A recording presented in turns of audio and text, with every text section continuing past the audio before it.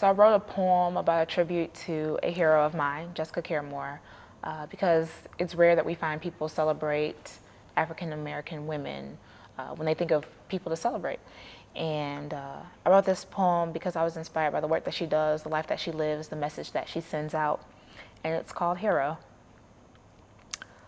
Some look for their heroes in history books or the fictitious accounts of comic strips, but my hero is alive and real, a woman, and she wears her cape around her hips. When you walk over glass like water, when you know your eyes are borrowed like time, when you peel off your skin for the very first time, fear is never in style in the Mecca of the blue. I want people to come out to see poetry. You know, you know what I mean? My show is a poetry show. If you take all the band away, I'm reading poems, and I actually read poems. Like, they're not even all memorized. Like, I come out with my book, or I have my papers, and I'm with the band just like that, you know? And some of it is on purpose. It's to show people that I'm a writer, because sometimes if you're performing, people just look at you only as a performer, and my craft definitely starts with the writing first. So the writing has to be good.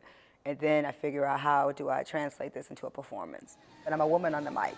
So that's why the performance part comes, because I'm a woman on the mic. So a woman on the mic can't be quiet, not within our generation, because they just go, psh, oh, she sounds so sweet. So my voice is heavy, and that used to be a problem when I was little.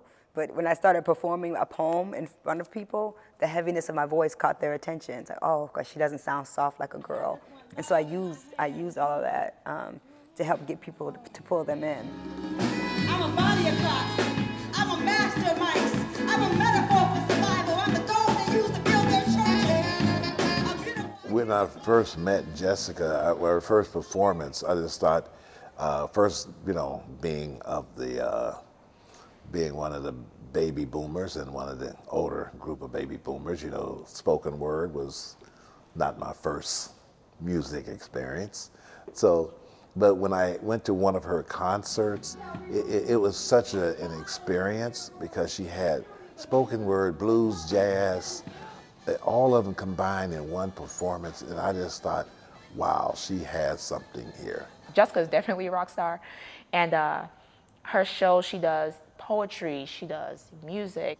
Being that I'm inspired by art of all forms, I thought that was something that was very potent about Jessica's work, is that it exists in written form and lives in visual forms, and you know, in music, and that was very motivational for me, because I try to not stay stifled and stagnant in one form of artwork. If there's no energy, then you can't perform. Like, if I'm in a room that has no energy, it's hard for me to get through a performance. It becomes probably not a good performance. But if people are excited that I'm there, then I'm excited that they're there, and then there's this exchange that happens. It's really organic. It's not something I try to do. What I try to do is, you know, visually create something. Hey, beautiful people, how y'all feeling? Hi. Everything's on purpose, from my hat to whatever dress I decide to wear or not to wear, so how I'm looking. But yeah, energy, spirit, because everyone's not gonna understand poems anyway. You know, I've been in Berlin performing for like thousands of people on Potsdamer Platz on the International Poetry Festival, and I'm like, they're not gonna understand my pop references. They're not gonna get it all. It's gonna be like, what? But they understand energy. So even if you're bi and trilingual, understanding context and, you know, pop references, they're not gonna get it. But they did, and they understood and felt. If people can feel you, that's almost better than if they can understand you. You know what I mean? They can always go back and look it up, or you know, find if there's a word they didn't understand, or there's a reference, you can find that. But if you could feel it, then that's the point. What's up, Detroit? You really don't usually find an artist that is so giving, but at the same time are into their own craft, you know, and that's what I think one of her major pluses is, and makes her really a jewel for our city. You know, Jessica is a walking poem. Her work is a representation of her life. She, you know, writes about the city that she's from and interacts in the city that she's from. She, you know, writes about love, and she's a loving person in real life. Detroit is in my work. I moved to New York for 12 years. I was away from Detroit.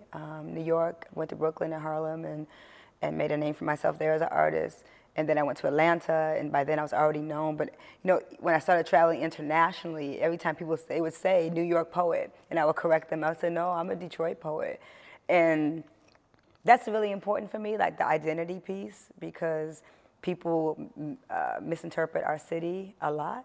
So as an artist, you know, I do believe that artists truly are the historians of the time. Like I have to be clear about how I feel about my city. And it's ingrained in my work. You know, no matter, even God Is Not an American, my third book that I finished here, when I came home, that book came out in 2009, so I'd moved back home in 2008. And I couldn't have written that book if I wouldn't have come home. But even when I was in New York and Atlanta, I was still writing about Detroit. You know, and I love Detroit. I'm hoping I don't run out of stages. That becomes the thing. Like even when I was in Atlanta as an artist, I came to Atlanta as a New Yorker from Detroit. And I was like, okay, I want to perform there. And I just pointed to the places that I wanted to perform. And once I was done, I was kind of like, well, I did Atlanta. Now I got to do something else. And coming home, I got to rediscover my city again. Brown eyes, deep brown eyes, and 12 hands, carrying her children baggage, charge, Willowing, stress, OT, future, pocketbook, and temper, up the sticky stairs of the subway station. I can't help myself at this point. Like, I don't, you know, I think as a poet, I look at the world in a specific way. When I watch the news, when I see people on the street, you know, whether they're begging for change or they're riding the bike, I'm a watcher. So I'm always paying attention to people, even when they don't know I'm paying attention. So it's a part of me to create something out of that. I like telling stories. I love writing. I love to write. I can't imagine not doing it. Even if I didn't make money doing it, I would find a way. I would still write. I would just maybe teach or, I don't know, go get a job doing something. I don't know what. I want to be like a soft rock radio VJ or something. I don't know. Some look for their heroes in history books, looking for people that were. But my hero is Jessica Care Moore, and I can't spell hero without her.